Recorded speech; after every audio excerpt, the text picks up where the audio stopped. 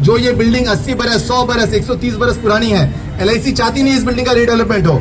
अगर इस बिल्डिंग को रीडेवलप नहीं करना है तो आप मुझे बताइए कि अगर ये बिल्डिंग कल गिर जाती है तो इस जिम्मेदारी किसकी है? एलआईसी की जिम्मेदारी है, सेंट्रल गवर्नमेंट की है, स्टेट गवर्नमेंट के किसी एक की है कि अगर यहाँ पे कोई बच्चा अगर मर जाए, कोई बीवी मर जाए, कोई आदमी मर जाए तो उसकी जिम्मेदारी लेगा कौन? हम लोग को अगर इसी तरह मरने के लिए अगर छोड़ना है तो वो भी आप बताइए। अगर इसी तरह से इतने सारे लोग सब काम धंधा सब छोड़ के आए हैं, यहाँ पे हम लोग सब मिडिल क्लास लोग हैं। अगर हम लोगों के पास घर होता, अपॉर्चुनिटी होती, हम लोग कहीं और जाके रहते, लेकिन यहाँ पे मिडिल क्लास लोगों के पास दूसरा घर नहीं है। यहाँ पे एक ही घर में 2-2 4-4 लोग रह रहे हैं, सब लोग कामकाज कर रहे हैं। यहाँ पे जिन लोगों का सिर्फ 10,000 15,000 20,000 जो कमा रहे हैं वो कैसे 25,000 रेंट भरेंगे?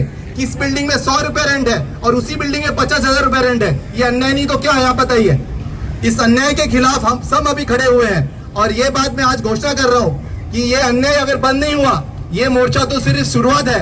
इस आगे वाले दिन में आप देखेंगे इससे भी ज्यादा लोग रास्ते पे उतरेंगे और मोर्चा करेंगे, क्योंकि ये तकलीफ जो है ये बढ़ती ही जा रही है। पिछले 40-50 वर्षों से ये लड़ाई चल रही है, ये लड़ाई खत्म नहीं हो रही है। और आज जब हम लोग को महाराष्ट्र गवर्नमेंट की तरफ से एक सुवर्ण संधि मिली है, 70 ने नोटिस लगाए जिनके ऊपर प्रेसिडेंट का साइन है, तो मैं ये पूछना चाहता हूँ एलआईसी से कि आप प्रेसिडेंट को नहीं मानते, आप इंडियन लॉ को नहीं मानते, तो आप किसको मानते हैं? आपके जो लॉ है आप सबको पता ही है। आपने पीपी एक्ट लगा के सबको एविक्ट करना चालू किया है कि आपको पता है कि पीपी एक्ट एग्जैक्टली क्या है। वो सिर्फ एविक्शन के लिए होता है, उसके बाकी सब कानून जो होते हैं महाराष्ट्र रेंट कंट्रोल एक्ट के साथ में होते हैं। और अगर एलआईसी में या एलआईसी के किसी भी ऑफिसर में अगर हिम्मत है तो मेरे साथ डिबेट पे उतरिए और डिबेट पे उतर के बताइए कि ये सब लॉस क्या है।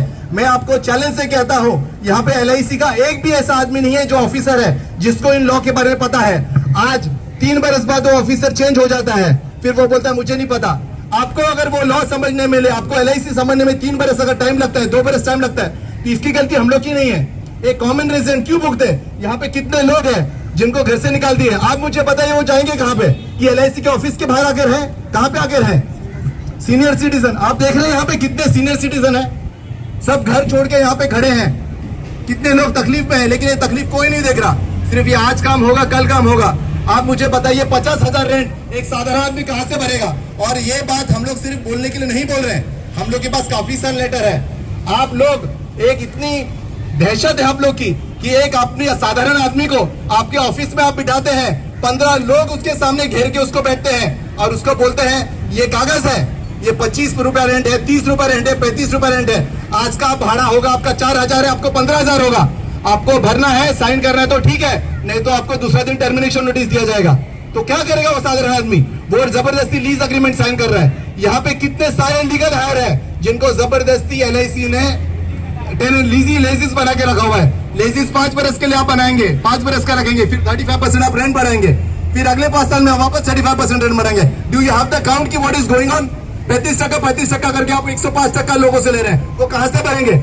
आप मुझे बताइए पूरे महाराष्ट्र में, पूरे मुंबई में कोई भी ऐसी जगह है जहां पे इतना रेंट है? कहां पे आपने देखा? और आखिर आप बिल्डिंग में देखिए कि बिल्डिंग की व्यवस्था क्या है। मैं चैलेंज करता हूं एलआईसी के चेयरमैन को, आप आइए हम लोग की बिल्डिंग में रहिए। LIC building Indian mercantile building में आई है, बदामबाड़ी में आई है, आंगरेबाड़ी में आई है, जिस घर में हम लोग रहते हैं वहां पे रहिए। आप अगर बोल रहे हैं कि बिल्डिंग सेफ है, सिक्योर है, तो आप आइए चेयरमैन साहब, हम लोग के घर में आप आके रहिए और देखिए वहां पे क्या होता है। हम लोग के पास ना स्वीपर है, ना क्लीनर है, ना कुछ भी है। कभी भी बिल्डिंग गिर सकती है, लेकिन इसको देखने वाला कोई नहीं है साहब, कोई नहीं। इसलिए हम चाहते हैं आपके माध्यम से कि ये जो अत्याचार हो रहा है ये सबको पता चले। जय हिंद, जय महाराष्ट्र।